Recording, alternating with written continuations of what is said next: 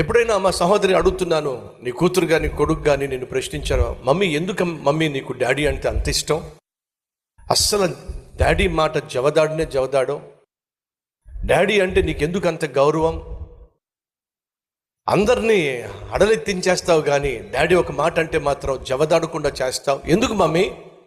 ఎప్పుడైనా నీ కొడుకు కానీ కూతురు కానీ తల్లిగా నేను ప్రశ్నించాడా? అడుగుతున్నాను. నా పిల్లలు నన్ను ప్రశ్నించారు, ఎందుకు డాడీ మమ్మీని అంతగా ఇష్టపడతారు, ఎంతగా ప్రేమిస్తారు? నా జవాబు ఏంటి తెలుసా?